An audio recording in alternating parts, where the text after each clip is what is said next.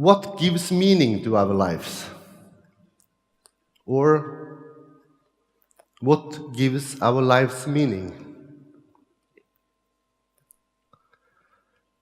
I'm from Norway, maybe one of the richest countries in the world. So I'm sorry to say that I know a lot of people who will start to think about materialism, money, status, big house, fame, and start to think about euros, dollars, hard currency, and what you possess.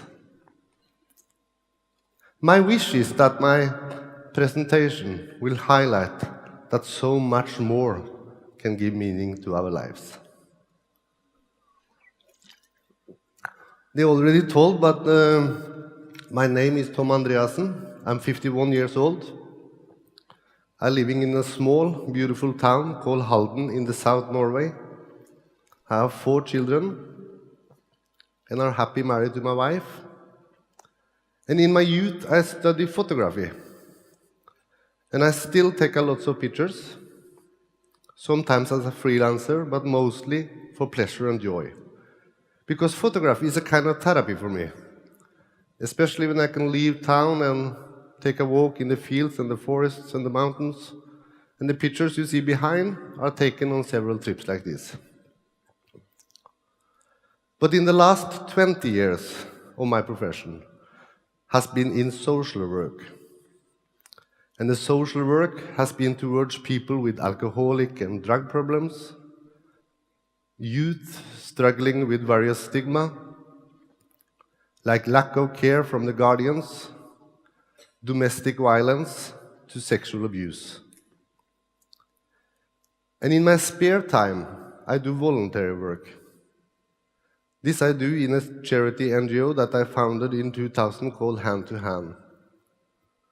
And I want to highlight why I use a lot of time on voluntary work by sharing with you 4 stories. We will begin in Albania. Some years ago, the help we provided was collecting clothing, toys, food, and other useful items.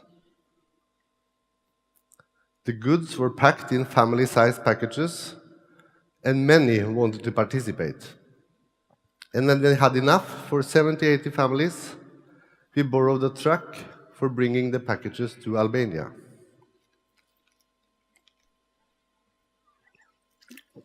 One of the times we visit Albania, I was also involved in the distribution of the packages.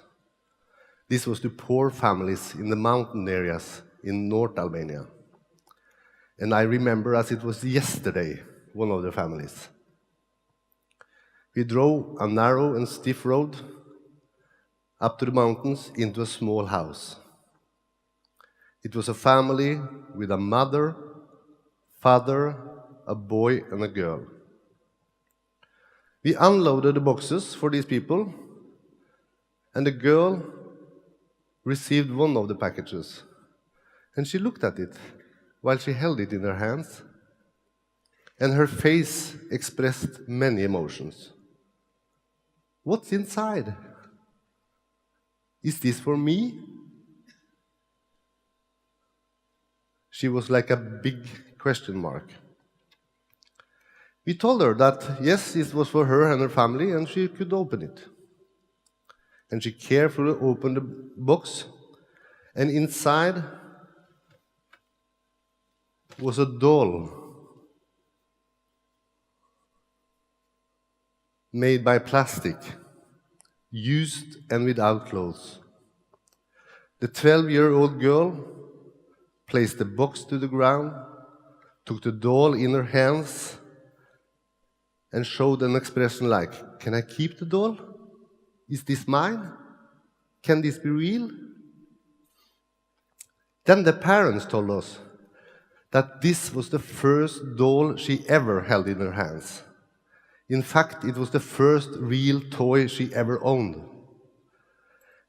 And experiences like this make me think, and for me are the reason why I do this kind of work work, and it gives me forces to keep on doing it. My next story is from Romania. It's about an 11-year-old boy living in the underground drain pipes in Bucharest. A Norwegian television team visited Romania, making a report on an orphanage built with money collected by a Norwegian NGO. I was traveling with the team, and the orphanage opened in September 1999, so this has to be in the summer, early autumn the same year. The journalist wondered if it could be possible to go to the main railway station in Bucharest, where we knew many homeless children stayed, because he wanted to take some pictures at the place, and luckily it was possible. And late in the evening, a Romanian translator, the journalist, and myself, we went to the train station. And among others, we met an 11-year-old boy who started to tell us about his life. And we asked if we could film and interview him using our translator, and he agreed. During the dialogue, the journalist asked, if you could get one wish come true, what would that be?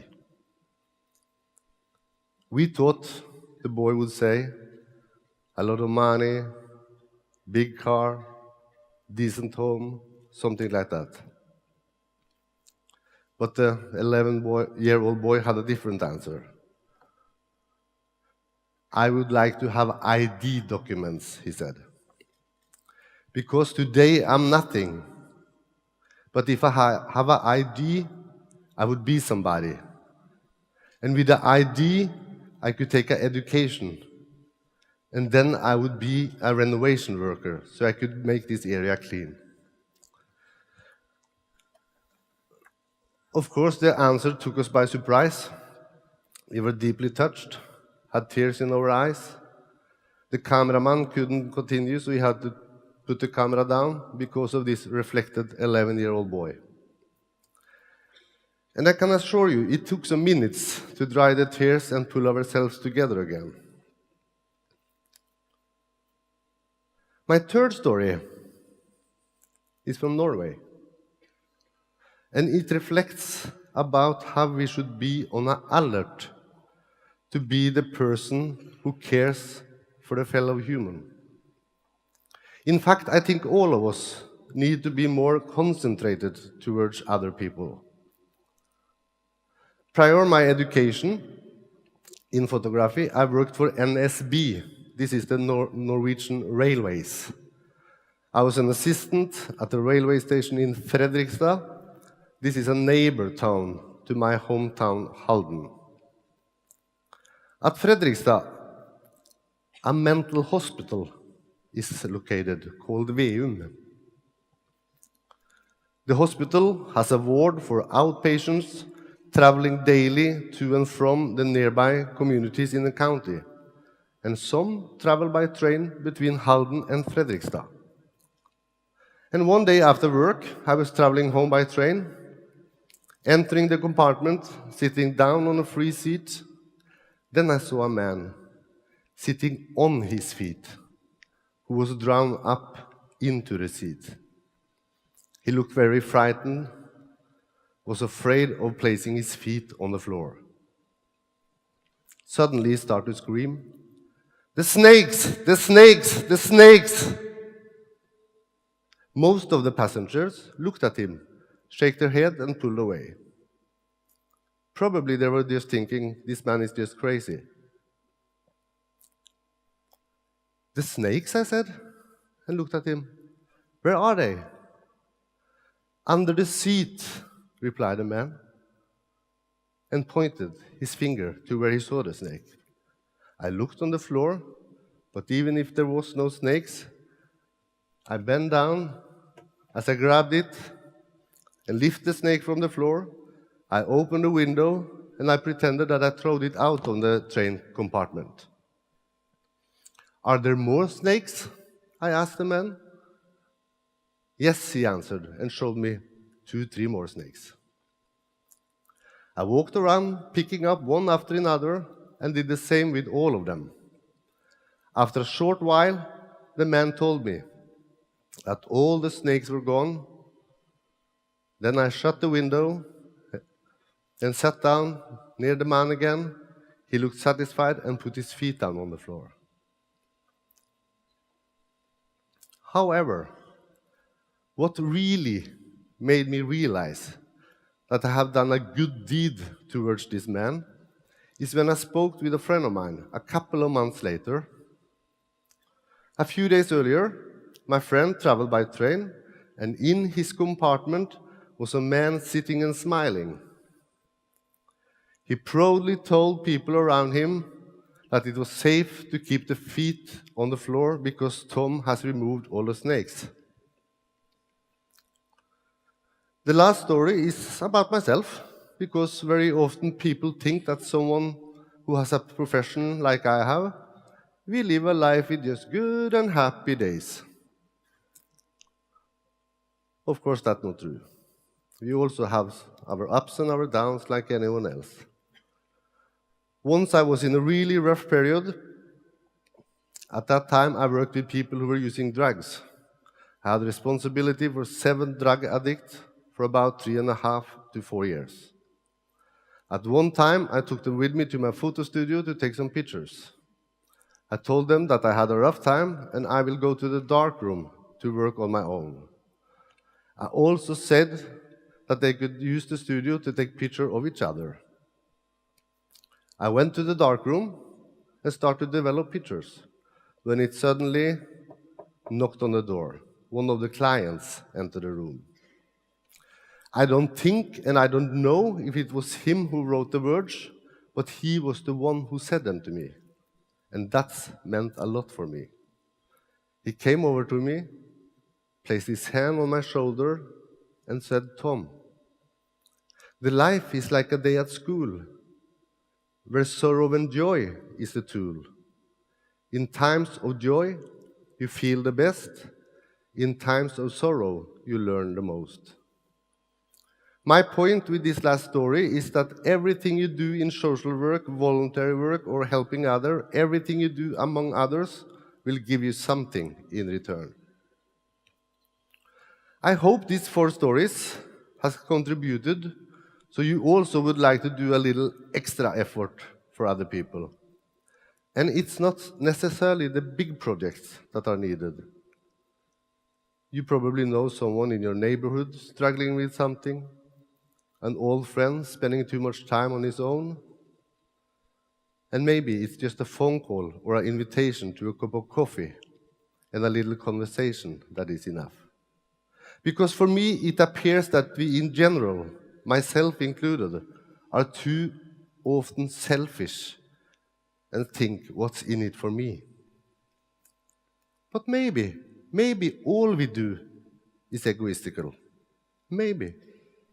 Because I don't know if the girl from Albania didn't show any expression on her face, if the Romanian boy gave us another answer and didn't move us to tears, or if I wasn't told from a friend that the man on the train no longer was afraid of snakes because Tom removed them. Such feedbacks do something good for you and are the reason why I wish to continue with social and voluntary work. Some few last remarks about what's important to me, because I believe there are 3 needs that are as important as food, clothes, and roof over the head. And these are to be seen, to be heard, and to be touched. Because if nobody sees you, hears you, and touches you in a long time, this does something to you. In Hand to Hand, we therefore establish what we call voluntary hands. This is people who give of their free times to be a hand to hold, a shoulder to lean on, an ear that listens. Just someone who could see, listen, and touch you in a difficult period. I think that sometimes the best way is to do things the easiest way. Because far too often we complicate things so they seem more difficult than necessary. And then maybe we skip doing it. And the stories and example I just mentioned shows that with a little effort, can thing that seems impossible be solved in an easy way. I hope these words have given you inspiration to do some easy steps, to go out and see, hear, and touch more. Thank you.